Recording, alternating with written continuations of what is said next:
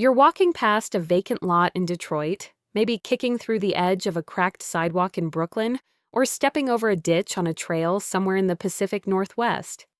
And right there, between the gravel and the broken glass, something green is pushing through.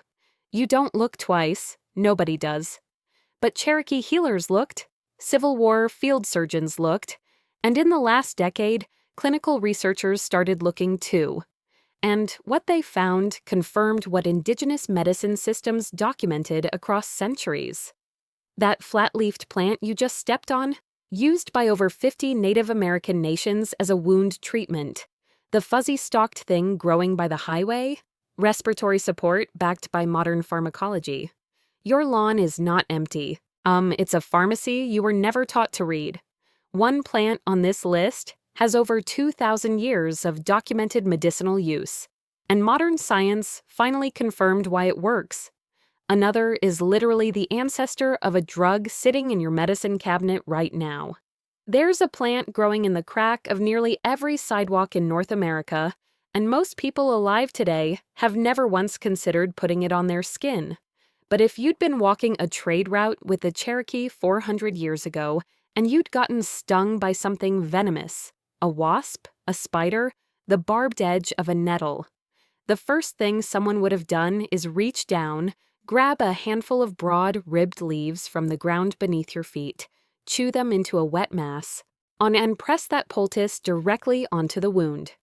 That plant is plantain, not the banana relative, but Plantago major, the trailside first aid kit. It grows in every disturbed patch of soil on this continent. Sidewalk cracks, gravel driveways, trampled footpaths, baseball diamonds, vacant lots. It's the flat rosette of oval, parallel-veined leaves that hugs the ground so close it survives lawnmowers. You've seen it 1,000 times. You've probably pulled it out of garden beds and thrown it away. The Cherokee used it as a poultice for insect bites, stings, and minor wounds. The Lakota applied crushed leaves to snake bite swelling. Across dozens of Indigenous nations, it was one of the most widely recognized field treatments for skin irritation, drawing out infection, and calming inflammation, often the first thing a healer reached for when someone came in from the trail bleeding or swelling. And here's what modern research found. Plantain contains a compound called aucubin, which has demonstrated both antimicrobial and anti-inflammatory properties in peer-reviewed studies. A 2013 review published in the Journal of Ethnopharmacology noted that Plantago major showed significant wound healing acceleration in laboratory and animal models. The leaves also contain allantoin, the same compound high-end skincare brands charge $30 a tube for, which supports cell regeneration and tissue repair. How did people use it? They chewed the fresh leaf and applied it directly to the skin, or made a simple wash by steeping the leaves. No extraction needed, no processing. You pull it from the ground, and it's ready. The taste is mildly bitter, green, earthy, like spinach crossed with grass clippings. The leaf itself feels smooth on top, with noticeable veins running lengthwise, slightly waxy, with a texture that makes it easy to press flat against skin. Why don't people know this anymore? Because you can't patent a sidewalk weed. Because modern first aid kits replaced the knowledge that once lived in every family. Because a plant that grows everywhere for free doesn't generate revenue. Think of plantain as an emergency room hiding in your lawn, the original field dressing that never went extinct, just got forgotten. And if that one surprised you, the next plant on this list was so reliable at stopping bleeding that it's literally named after the greatest warrior in Greek mythology. Yarrow, the battlefield bandage. If you've ever seen a feathery, fern-like cluster of white flowers growing along a trail edge, a roadside, or a meadow, you've probably walked past Achillea millefolium without a second thought. The botanical name comes directly from the legend that Achilles used yarrow to treat his soldiers' wounds during the Trojan War. That's mythology. But the real history is just as dramatic. Nearly every plains and woodland nation in North America used yarrow for bleeding. The Blackfoot chewed the roots and applied them to wounds. The Cheyenne made infusions for pain and fever. The Ojibwe used yarrow poultices to reduce swelling and stop hemorrhage. During the Civil War, our field surgeons, when they ran out of conventional bandages and styptics, reportedly turned to yarrow as a wound-packing material because it was known to slow bleeding and resist infection. The mechanism is real. Yarrow contains a choline, a compound shown to promote hemostasis, the process that stops bleeding. It also contains chamazoline and flavonoids with confirmed anti-inflammatory and antimicrobial activity. One study published in Phytotherapy Research confirmed yarrow's traditional reputation, noting significant wound healing support and pain-reducing effects in clinical review. The plant smells sharp and herbaceous, like chamomile's more serious cousin, with a slightly camphor-like bite if you crush the leaves between your fingers. The texture of the finely divided leaves feels feathery and almost impossibly delicate for something this tough. It thrives in poor soil, full sun, roadsides, disturbed ground, exactly the places where injuries are most likely to happen. People traditionally applied crushed yarrow leaves directly to cuts and abrasions as a poultice, or brewed a strong tea to wash wounds. Some nations also used it internally for fevers and digestive complaints. Why did it get forgotten?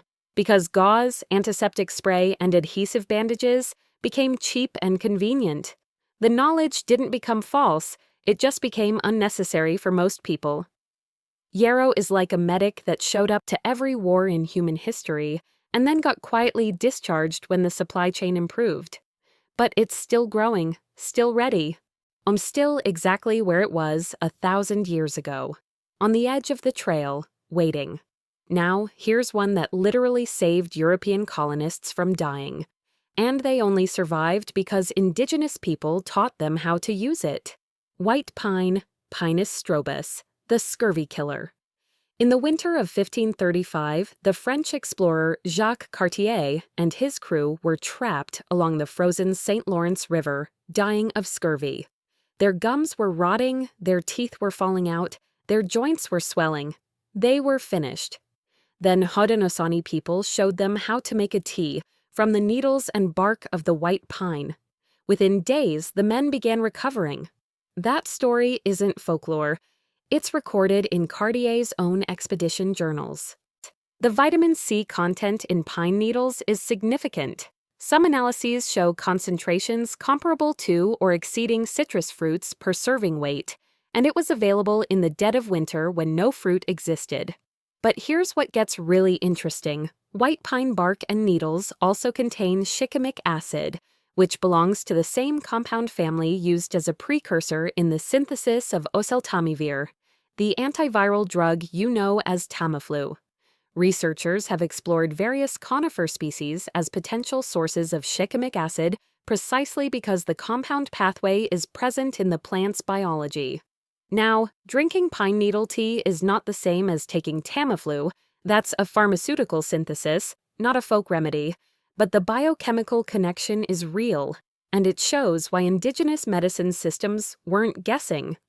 They were observing effects over generations and selecting the plants that worked. White pine is unmistakable in the forest, tall, straight, with clusters of 5 soft needles per bundle. The scent is clean and resinous, almost sweet, with a turpentine brightness that opens your sinuses just by standing near it. The bark on young trees is smooth and greenish-gray. On older trunks, it's deeply furrowed. Multiple native nations used pine preparations for coughs, colds, and chest congestion, as well as for poultices on wounds and sores. The Ojibwe, the Menominee, the Iroquois, all documented users. Think of white pine as the original winter survival pharmacy, a tree that kept entire nations alive through seasons when nothing else grew. And the next plant on this list? You've been poisoning it with herbicide your entire life. Dandelion, the liver's best friend. Taraxacum officinale.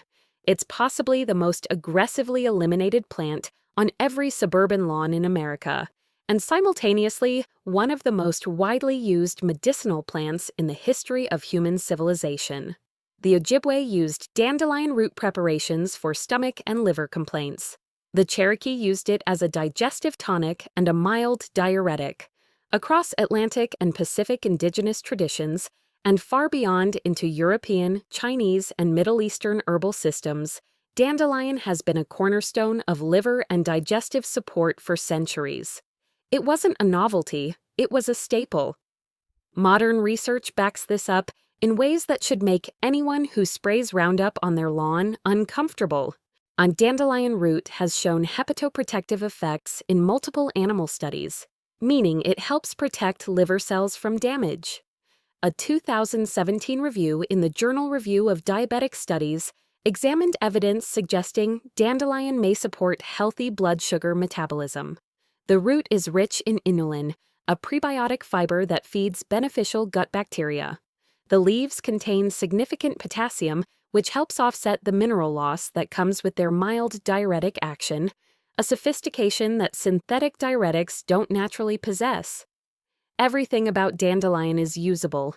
The young leaves taste peppery and slightly bitter, like arugula with an edge, and can be eaten raw in salads.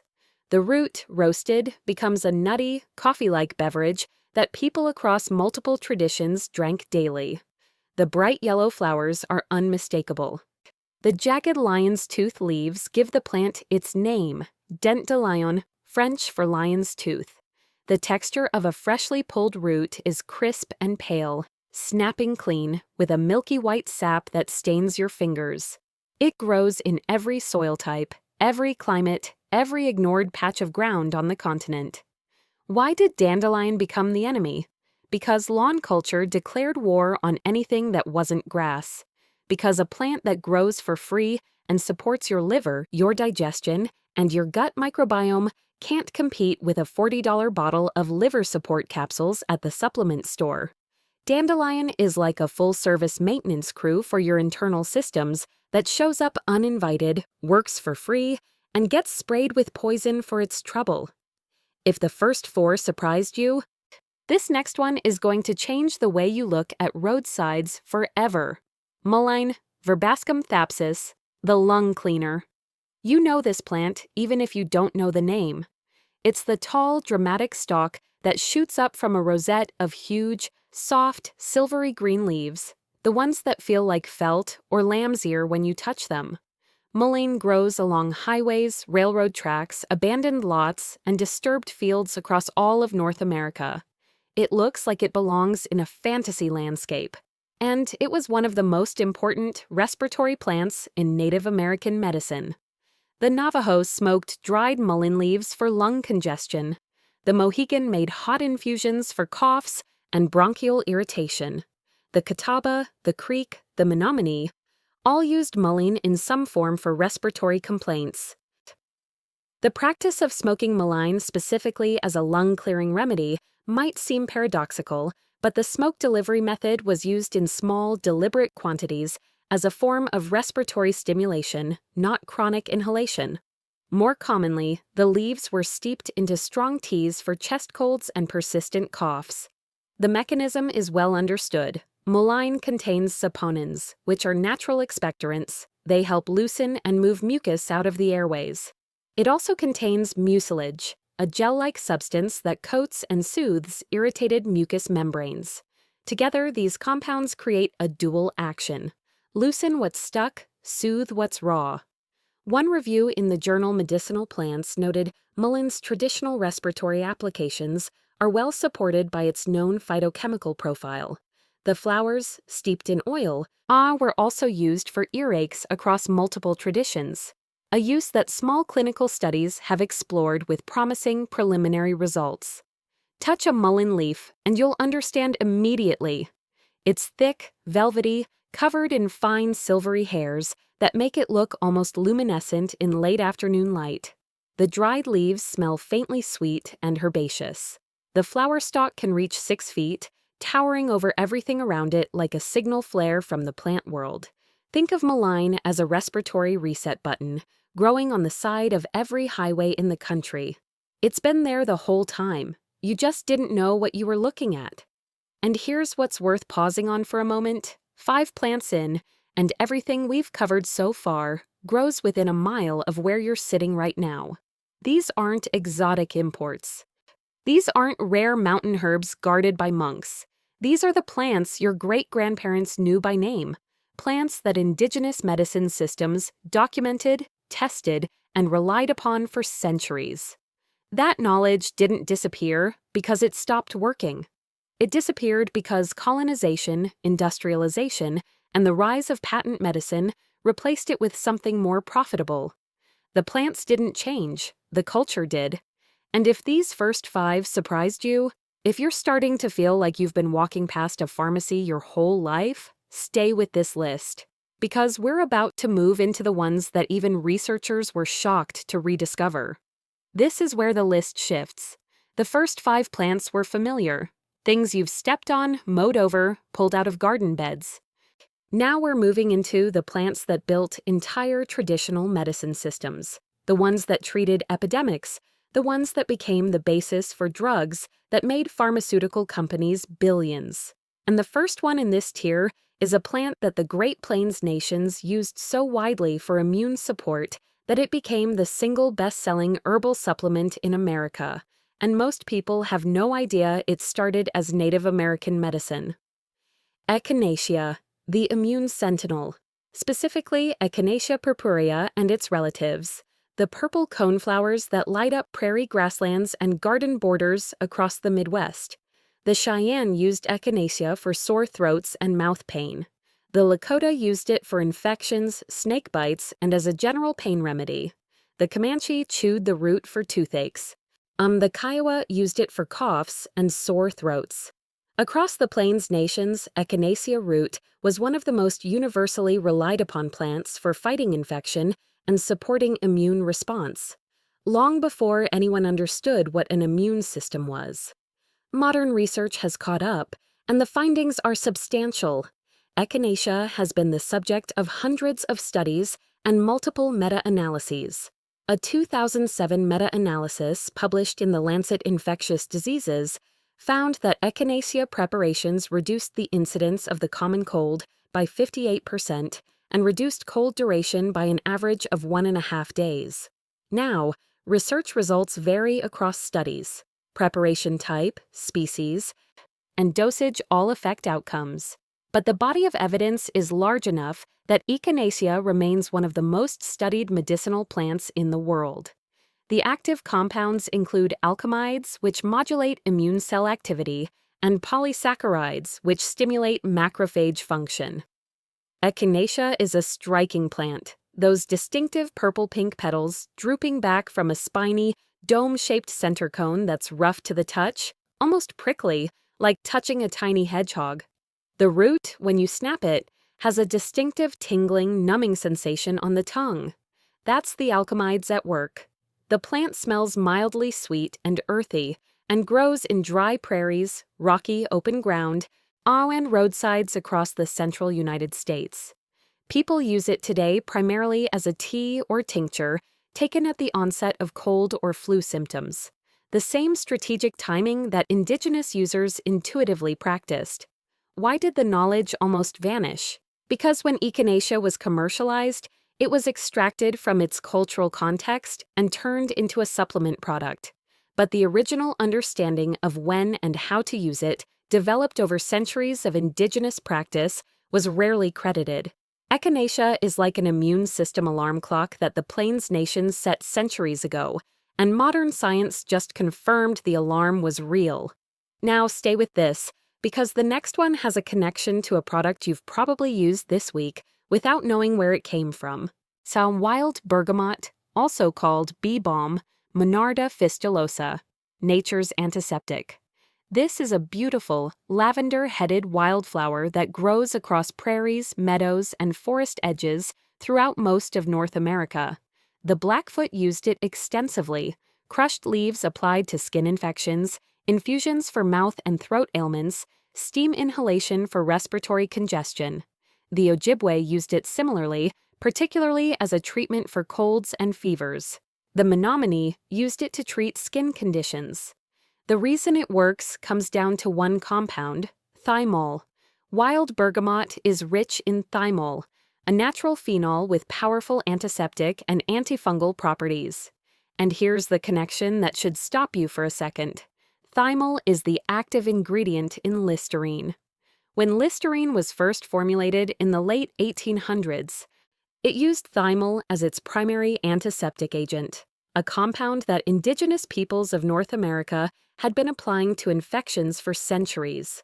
The mouthwash in your bathroom descends, pharmacologically, from a prairie wildflower. Crush a wild bergamot leaf between your fingers, and you'll smell it immediately, a sharp, oregano-like punch with a medicinal brightness that makes your sinuses flare open. The flowers feel papery and delicate, arranged in puffy clusters at the top of square stems. The leaves are toothed and slightly fuzzy, releasing that intense aromatic oil at the slightest bruise. It grows in full sun, dry to medium soils, and attracts every pollinator in a half-mile radius. Traditional preparations included poultices for skin issues, strong teas for throat infections, and steam inhalation for congested chests. Or the Blackfoot reportedly also used it to treat intestinal parasites, a use consistent with thymol's documented antiparasitic activity in veterinary and human research. Why forgotten? Because once thymol was isolated and synthesized, the plant source became commercially irrelevant. The compound was stripped from its origin, renamed as an ingredient, and sold in a bottle. Wild bergamot is like the grandmother of your medicine cabinet, the original formula that nobody gave credit to. If this pattern is starting to feel familiar, traditional knowledge stripped, isolated, commercialized, and the source plant dismissed, you're seeing the pattern that runs through this entire list. And it only gets more dramatic from here. If you're starting to realize how much knowledge is hiding in plain sight, share this with someone who needs to hear it. This information wants to move. Now, let's talk about a plant that survived some of the worst epidemics in human history. Elderberry, the epidemic survivor, Sambucus nigra, and its American relative Sambucus canadensis. This is a plant with a pedigree so deep that Hippocrates, the father of Western medicine, reportedly called the elder tree his medicine chest. But long before it entered European herbal tradition, indigenous nations across North America were using elderberry for fevers, infections, and respiratory illness. The Cherokee made elderberry infusions for congestion and fevers. The Iroquois used it for infections and inflammation. Multiple nations relied on elder preparations during seasonal illness outbreaks, treating it as a frontline defense when sickness swept through communities. Modern research has validated this traditional confidence in striking ways. A 2019 meta-analysis, published in Complementary Therapies in Medicine, reviewed multiple randomized controlled trials and found that elderberry supplementation significantly reduced the duration and severity of upper respiratory infections. A notable 2004 study published in the Journal of International Medical Research found that elderberry extract reduced influenza duration by an average of 4 days compared to placebo. The active compounds include anthocyanins, powerful antioxidants that give the berries their deep purple-black color, and lectins that have shown antiviral activity by interfering with viral replication in laboratory studies. Elder trees are unmistakable once you know them.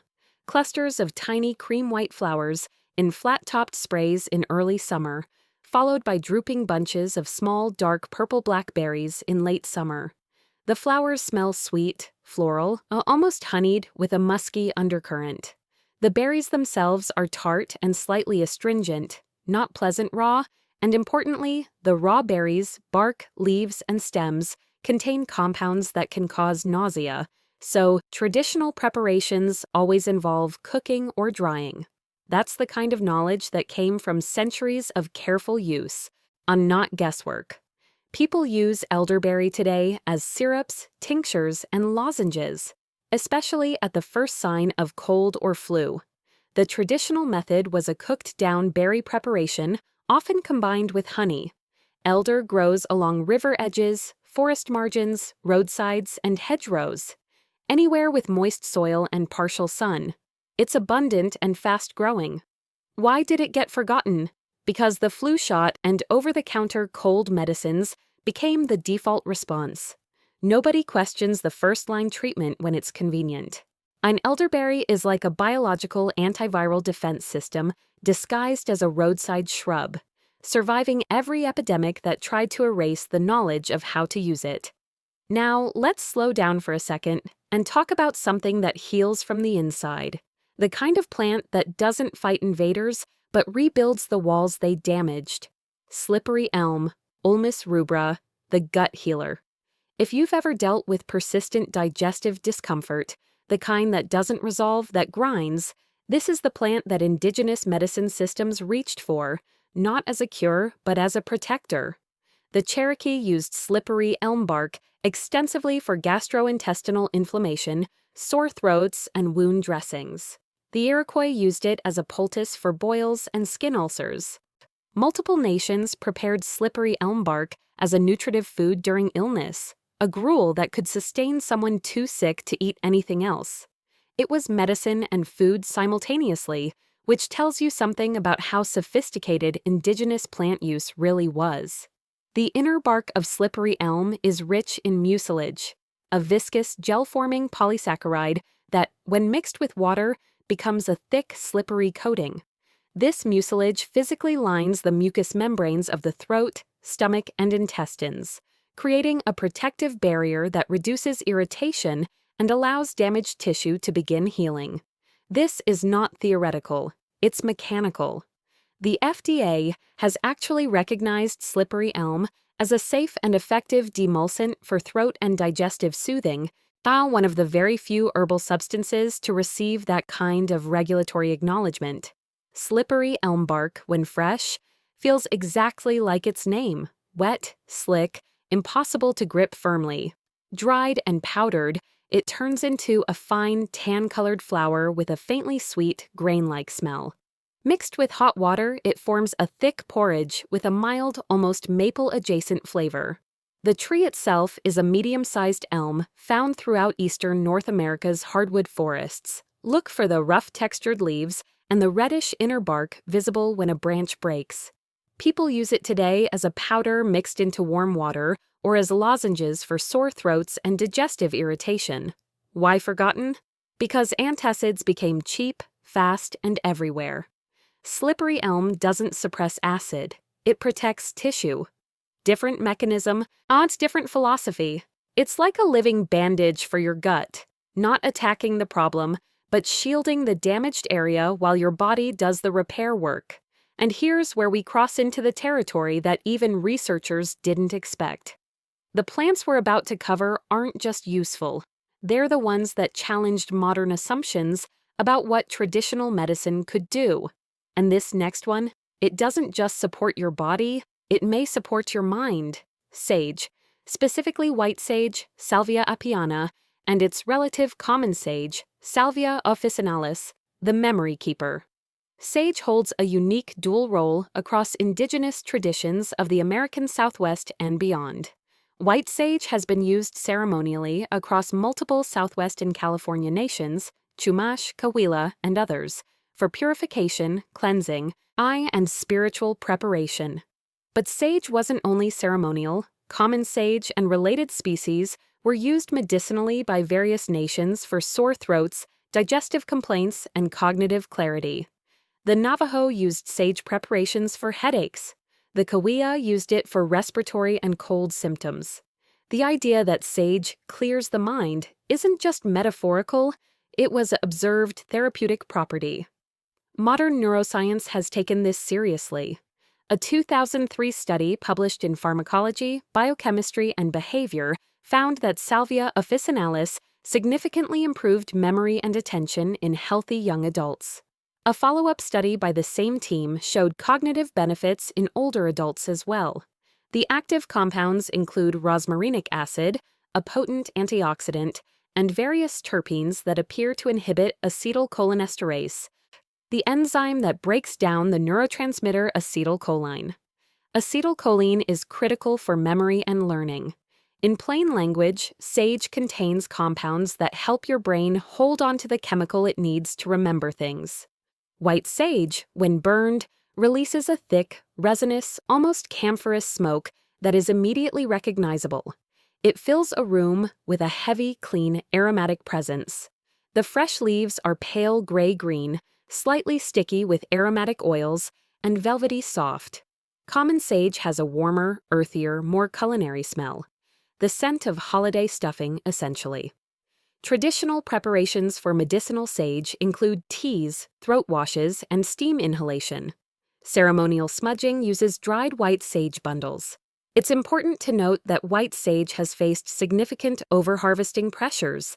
And ethical sourcing, or growing your own, matters here. Why forgotten? Because cognitive support became the domain of pharmaceuticals and supplements, and a desert shrub didn't fit the marketing. Sage is like a maintenance program for your neural pathways that's been running since before anyone mapped the brain. Now we're crossing into the ones that shocked even researchers. Keep going, because this next plant is so specifically revered that its traditional name tells you everything about how powerful it was considered. Devil's Club, Oplopanax horridus, the bear medicine. The Tlingit and Haida peoples of the Pacific Northwest coast didn't call it bear medicine casually. They observed that bears, after emerging from hibernation, would seek out Devil's Club and chew on the roots and bark, apparently as a kind of post-hibernation recovery treatment. Indigenous healers took note and developed their own extensive medicinal practices around this spiny, dramatic forest plant. The Tlingit used Devil's Club for respiratory infections, arthritis pain, and as a general tonic for recovery and vitality. The Haida used it for colds, fevers, and stomach complaints. Among multiple Pacific Northwest nations, Devil's Club held a status reserved for only the most important plants. It was considered both medicinally powerful and spiritually significant. It was not used casually. Modern research has explored Devil's Club primarily for two things: adaptogenic properties, meaning it helps the body manage physiological stress, and blood sugar regulation. Preliminary studies have found that extracts of Oplopanax horridus contain compounds that may influence glucose metabolism, which aligns with its traditional use among some nations for what we would now recognize as diabetic symptoms. One study published in the Canadian Journal of Physiology and Pharmacology reported that Devil's Club root bark extract showed hypoglycemic activity in animal models. The research is early but directionally consistent with centuries of traditional observation.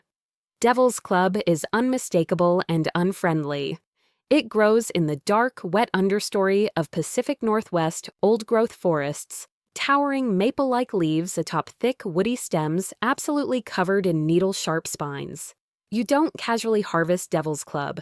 The spines break off in your skin and can cause irritation for days. It smells green, pungent and slightly musky, the scent of deep forest and damp earth. This plant demands respect, and that's exactly how traditional users treated it. Why forgotten? Because it doesn't grow in convenient places, can't be easily cultivated, and isn't pleasant to handle. Devil's Club is like a bodyguard that only works in the deep forest. You have to go to it on its terms. Here's one that doesn't even look like a plant to most people, and that's part of why it's been so thoroughly overlooked. Usnea, the hanging pharmacy. You've seen it 100 times in old growth and mixed forests. Those pale, grayish-green threads hanging from tree branches like tiny beards. Most people assume it's dead moss or a sign of tree disease. It's actually a lichen, a symbiotic organism of fungus and algae, and it's one of the most potent natural antimicrobials growing in North American forests. Multiple northern and Pacific Northwest nations used Usnea as a wound dressing, pressing the lichen directly into cuts and open wounds to prevent infection. Some nations also used it internally as a tea for respiratory and urinary tract infections. The practice was so widespread that it represents one of the clearest cases of convergent traditional knowledge, different cultures, separated by geography, arriving independently at the same application. The reason it works is a compound called usnic acid. Usnic acid has been extensively studied and shows broad-spectrum antimicrobial activity against gram-positive bacteria, including Staphylococcus and Streptococcus species. A review in the journal Phytochemistry noted that U.S. acid's antibacterial mechanisms are well documented, with researchers describing it as a promising bioactive compound. The compound works by disrupting bacterial cell membrane function. In plain language, it breaks the walls of bacteria trying to infect you. Usnea feels dry and slightly springy when you pull it from a branch, like tiny branching threads with a distinctive structure, an outer sheath around a stretchy white inner cord that you can see if you gently pull a strand apart. That inner cord is the identification test. It has almost no smell. Faintly earthy, mushroom-adjacent, the scent of forest floor. It grows on trees in clean air environments. One reason it's actually used as a bioindicator for air quality. Traditional preparation is straightforward. Pack it into wounds fresh, or brew it into a strong decoction for internal use. Why forgotten? Because it doesn't look like medicine. It looks like a symptom. Usnea is like a field antibiotic disguised as tree debris, hiding its power behind the most unassuming appearance in the forest. Evidence varies in clinical application, and more human trials are needed, but the traditional track record and laboratory findings point in the same direction.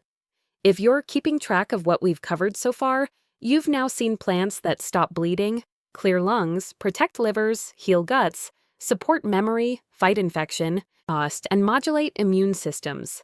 And every single one of them grows wild somewhere in North America. If this list is changing what you see when you look out the window, help it reach other people. This knowledge shouldn't stay hidden.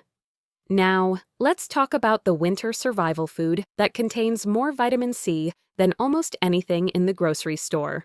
Wild rose hips, the vitamin C bomb, Rosa species, including Rosa woodsii, Rosa acicularis, and other wild roses, grow across nearly every bioregion on this continent. The Lakota, Cheyenne, Blackfoot, and many other nations didn't just eat rose hips as food. They stored them as winter survival rations, specifically because they prevented the weakness, bleeding gums, and immune collapse we now recognize as scurvy. Long before anyone isolated ascorbic acid, Indigenous peoples identified which foods kept communities healthy through months of frozen ground and no fresh vegetation. The numbers are staggering. Depending on species and preparation, wild rose hips can contain up to 20 times more vitamin C per weight than oranges. They also contain significant amounts of vitamins A and E, plus a range of polyphenols with anti-inflammatory activity. A 2005 meta-analysis published in the Australian Family Physician reviewed evidence suggesting rose hip preparations may reduce symptoms of osteoarthritis, finding consistent mild pain reduction across several trials. The anti-inflammatory properties appear to come from galactolipids, a type of fatty acid compound unique to rose hips. Rose hips are the round or oval fruit that forms after rose flowers drop their petals, and they turn bright red-orange in fall and persist through winter, making them some of the most visible wild foods in a dormant landscape. They taste tart, slightly sweet, and fruity, like hibiscus crossed with crabapple. The texture when fresh is firm with a thin skin, and the inside is packed with fine, hairy seeds that must be strained out. They grow on thorny bushes along fences, trail edges, field borders, and stream banks. People dry them for tea, cook them into syrups, or eat them fresh after frost softens them. Why forgotten? Because orange juice became the cultural symbol of vitamin C, and nobody marketed wild rose hips. It's like having a vitamin C factory growing along every fence line in the country and choosing to import the inferior version from Florida instead. Before we push into the legendary tier, here's a plant that earned its name during some of the worst epidemics to ever hit this continent. Boneset, Eupatorium perfoliatum, the fever breaker. The common name comes from its traditional use during outbreaks of what settlers called break-bone fever, likely dengue or severe influenza. Because the body aches were so intense, patients felt like their bones were breaking. Boneset was the plant that Iroquois, Creek, Cherokee, and other nations reached for when high fevers and body-racking illness descended on communities. The traditional application was a hot infusion of the leaves and flowering tops, taken to induce sweating and break fevers. Almost European settlers adopted this practice directly from indigenous knowledge, one of the clearest cases of colonial medical systems borrowing traditional plant wisdom out of sheer desperation during epidemic outbreaks. By the 19th century, boneset was one of the most commonly used herbal medicines in American household practice.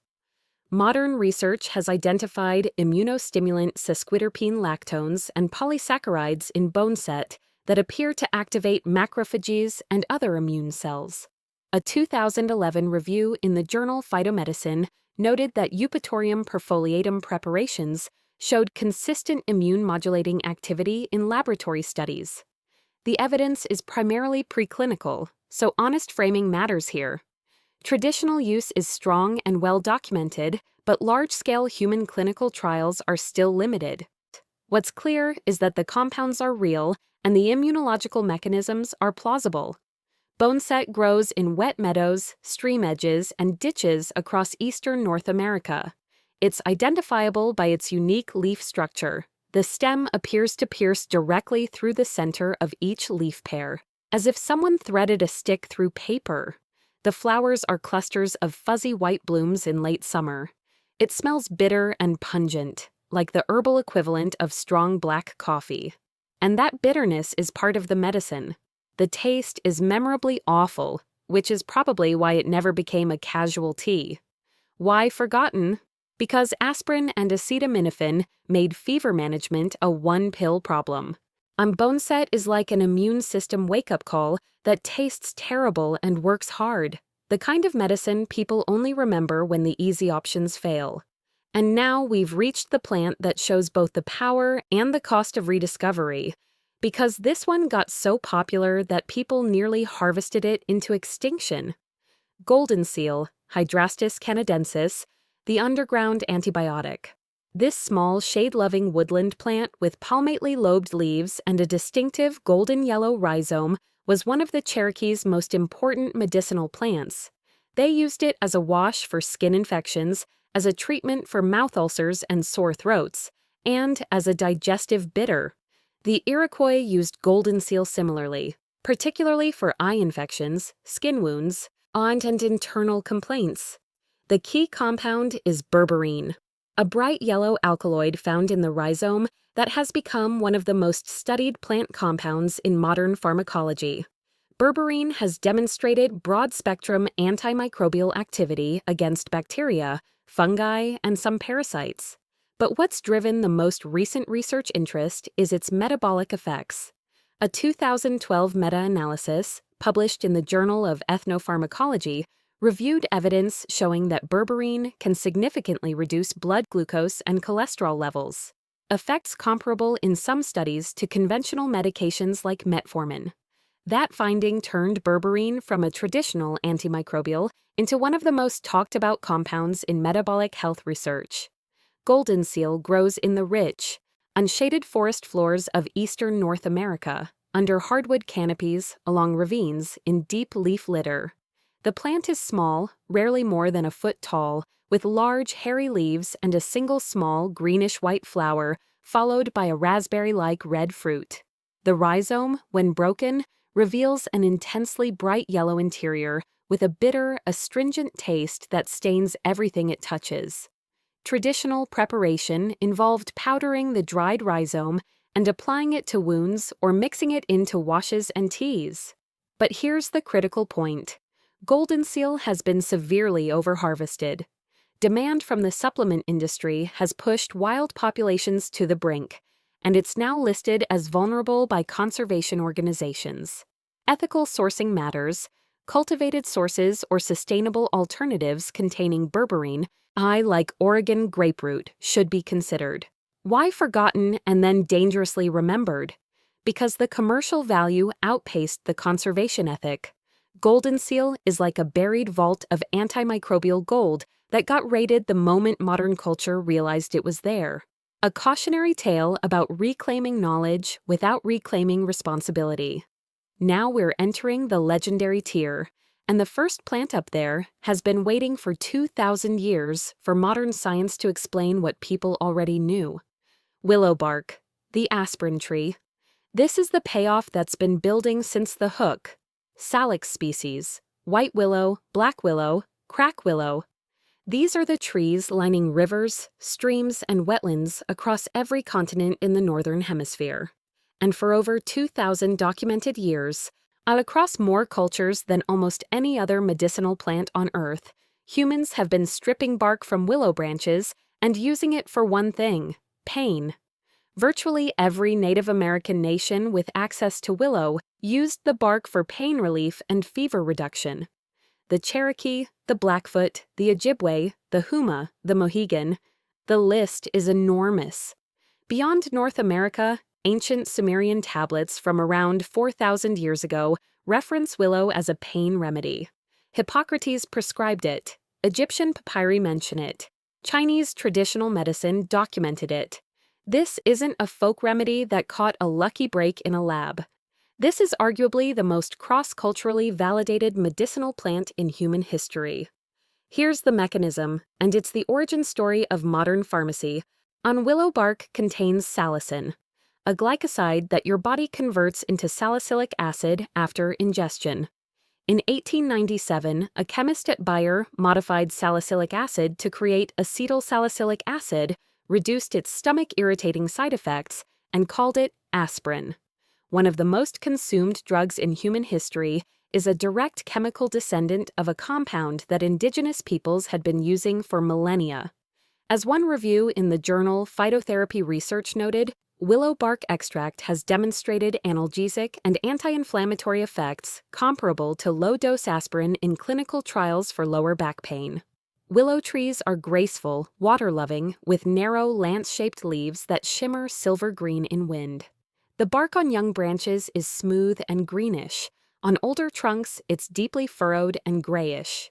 Unpeel a young branch, and the inner bark tastes unmistakably bitter, an astringent, woody bitterness that dries your mouth. That bitterness is the salicin.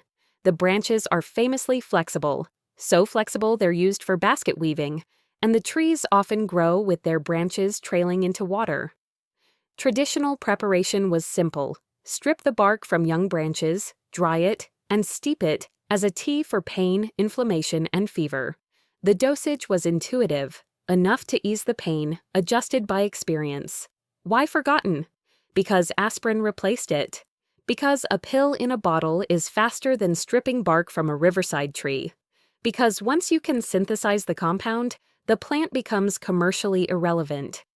But here's the quiet truth that pharma doesn't advertise. Willow bark contains not just salicin, but a complex of related compounds and flavonoids that may work synergistically. Some researchers suspect this is why willow bark preparations cause fewer gastrointestinal side effects than isolated aspirin. The whole plant may be gentler than the drug it spawned. Willow bark is the great-grandmother of your medicine cabinet, proof that the most famous drug in the world was indigenous knowledge long before it was a product. If willow bark shocked you, this next one carries a name that tells you exactly how seriously indigenous peoples took it.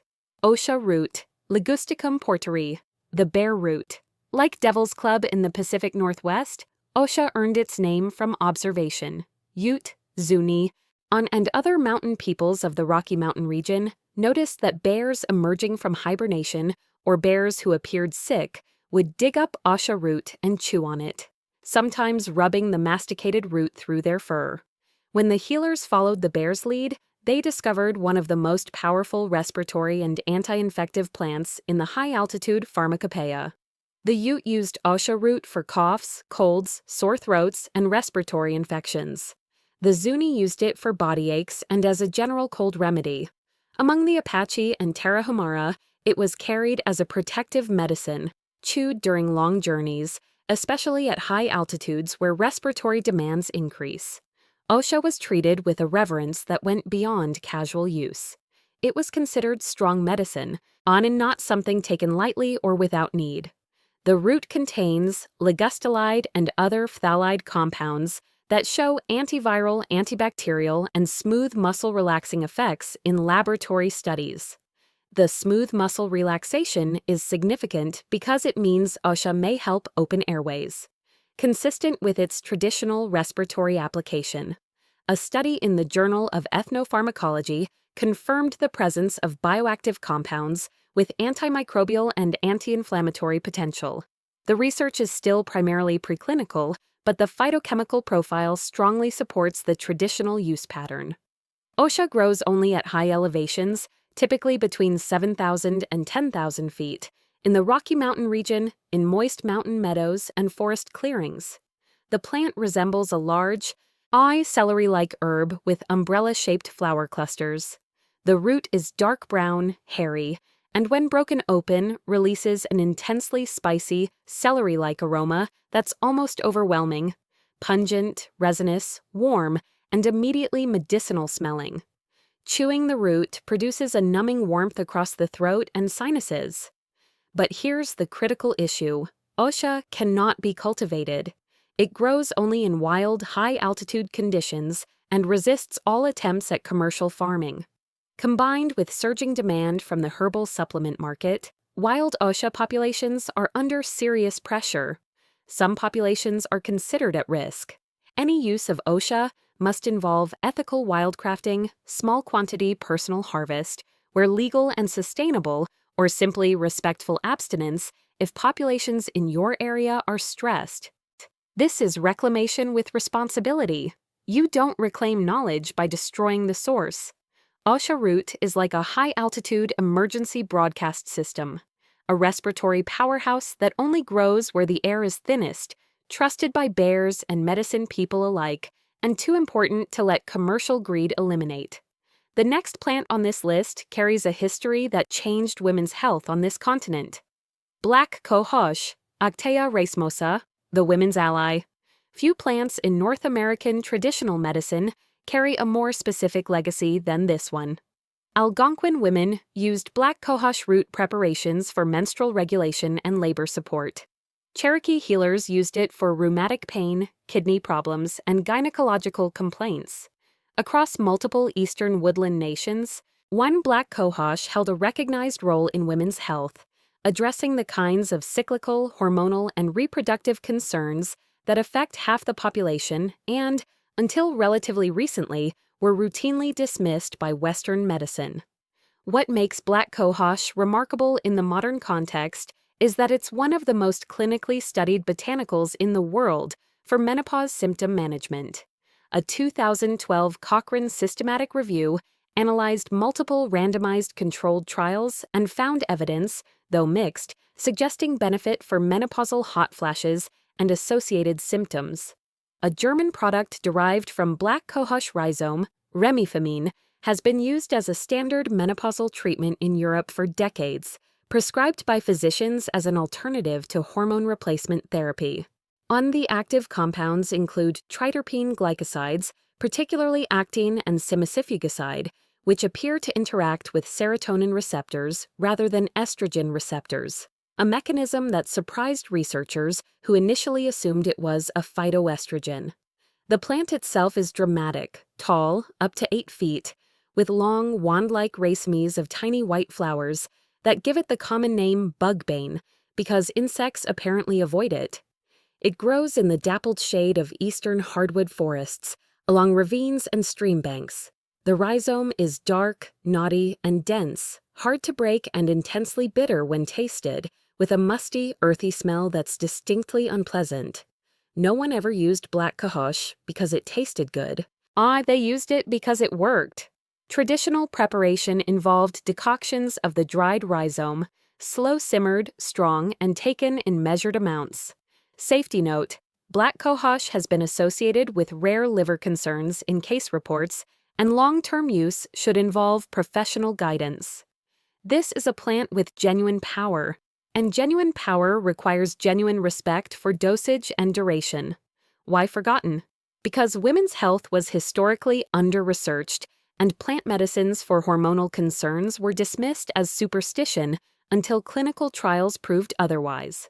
Black cohosh is like a targeted support system for a phase of life that modern medicine was slow to take seriously. The knowledge existed for centuries before the research institutions caught up. We're nearing the end of the legendary tier, and this next one comes with both power and a very necessary warning. Chokecherry, Prunus virginiana, the cough killer. Nearly every plains and northern woodland nation used chokecherry in some medicinal capacity. The Lakota used the dried inner bark as a cough remedy. Brewed into a tea, it was one of the go-to treatments for persistent, racking coughs that wouldn't break. The Blackfoot used it similarly. The Cheyenne made preparations from the bark for diarrhea and stomach upset. The berry itself was a staple food, dried into pemmican, cooked into sauces, stored as winter nutrition. The cough-suppressing mechanism involves hydrocyanic acid, also known as prussic acid, present in small amounts in the bark. In controlled trace doses, hydrocyanic acid has an antitussive effect. It suppresses the cough reflex. This is the same general mechanism used in some pharmaceutical cough suppressants. Indigenous preparations, specifically bark decoctions that were carefully prepared and taken in small amounts, represented an empirical dosing practice refined over generations. However, and this is essential, the seeds, leaves, and bark of chokecherry contain cyanogenic glycosides that can release toxic levels of hydrogen cyanide if improperly prepared or consumed in large quantities. This is a plant that demands knowledge and care. Traditional users knew exactly how to prepare it safely. Casual experimentation is not appropriate here. Chokecherry is a widespread shrub to small tree found across North America, from forest edges to riverbanks to prairie coulees. It's recognizable by its clusters of small white flowers in spring and dark red to black berries in late summer that taste astringent, bitter, and mouth-puckering, hence the name. The bark is dark and smooth on young branches, with a distinctive bitter almond smell when scratched. That's the cyanogenic compounds. Why forgotten? Because synthetic cough suppressants were easier and safer to standardize. Chokecherry requires preparation knowledge that was part of an oral tradition, and when that tradition was disrupted, the safety expertise went with it. Chokecherry is like a powerful tool that comes without a manual if you don't have the lineage. Effective in trained hands, risky without context. This is why reclaiming knowledge means reclaiming the whole system, not just the plant names. And now we arrive at something different. Something that challenges the idea that medicine is only chemistry. Sweetgrass and tobacco. The sacred protocol, Hierochloi odorata and Nicotiana rustica. Among many indigenous nations, these two plants represent something that Western science has struggled to quantify, but that traditional medicine systems have always understood. Healing is not only biochemical. It is also relational, ceremonial, and spiritual. Sweetgrass is one of the 4 sacred medicines in many Anishinaabe and other nations' traditions, alongside tobacco, cedar, and sage. It's burned as a cleansing and prayer offering, braided and carried as a symbol of connection to earth. Tobacco, specifically the traditional Nicotiana rustica, not commercial cigarette tobacco, is offered in ceremony, placed at the base of plants before harvest as an act of reciprocity, naos, and used in prayer. But here's what's interesting from a research perspective. Studies on the antimicrobial properties of ceremonial smoke have shown that burning certain medicinal plant materials can reduce airborne bacterial counts in enclosed spaces. A 2007 study published in the Journal of Ethnopharmacology found that medicinal smoke from certain traditional preparations reduced airborne bacterial populations by over 94% in a confined space, with the effect persisting for over 24 hours. Now, that study involved specific preparations and conditions, and it doesn't mean all ceremonial smoke disinfects rooms, but it does suggest that the practice of smudging and ceremonial burning may carry effects beyond the purely symbolic. Sweetgrass smells like warm vanilla and fresh-cut hay, one of the most universally pleasant plant scents in North America. It grows in moist meadows and along lake shores in northern regions. The braided strands are smooth, shiny, and fragrant for months after drying. Traditional tobacco is a strong, pungent, almost harsh-smelling herb, nothing like commercial cigarettes, which involve a completely different species processed with hundreds of additives. This chapter isn't about prescribing ceremony. It's about recognizing that indigenous medicine was a complete system, not a scattered collection of folk remedies, but an integrated approach where relationship to the plant, intention of the healer, and community context were considered part of the medicine itself. Why forgotten? Because reductionist science separated compounds from context and declared the context irrelevant. But the context was never irrelevant to the people who built these systems. Sweetgrass and tobacco together are like the operating system that the software of plant medicine was designed to run on, and you can't fully understand the software without acknowledging the system. We've journeyed through 20 plants, 20 documented, validated, overlooked sources of power growing in the ditches, forests, fields, and sidewalk cracks of this continent. And now we arrive at the close, not with the biggest shock or the strongest compound, but with the simplest truth. The pharmacy has always been around you. It's been there since before the first brick was laid. Juniper and white sage, the living pharmacy around you. Juniperous species grow from coast to coast, from desert mesas to northern boreal forests. White sage blankets the hillsides of the American Southwest. These are among the most ubiquitous and bioregionally diverse medicinal plants on the continent, and between them, they cover respiratory support, antimicrobial action, digestive aid, and ceremonial use across dozens of indigenous nations. Multiple nations used juniper berries and branch tips for respiratory infections, urinary tract support, and digestive complaints. The Navajo used juniper widely, medicinally, ceremonially, and practically. The Blackfoot used juniper berries for kidney and bladder issues. The essential oils in juniper, particularly alpha-pinene and saponine, have demonstrated antimicrobial and anti-inflammatory properties in laboratory studies. The berries are the flavoring base for gin, which was originally formulated as a medicinal tonic, another case of a traditional plant application being commercialized and then stripped of its origin story. Juniper smells sharp, clean, resinous, and slightly sweet, the scent of high-altitude forests and desert wind simultaneously. The berries are small, waxy, blue-gray, and take 2 to 3 years to mature on the plant. The foliage is scale-like or needle-like depending on species, with a rough, aromatic texture that releases oil when crushed. White sage, Salvia apiana, we've touched on earlier, but in this final context it represents something larger. The principle that the most important medicines aren't hidden. They're obvious. They're in every disturbed lot, every roadside, every forest edge, every bioregion on this continent. The knowledge of how to use them was never destroyed. It was displaced by convenience, disconnected by colonization, and devalued by a culture that equated medicine with manufacturing. Standing in any wild or semi-wild space in North America right now, you are almost certainly within arm's reach of something that a traditional healer would recognize as medicine. That's not a romantic fantasy. That's a documented fact supported by centuries of traditional practice and decades of modern research. The pharmacy was never gone. The reading glasses were just knocked off.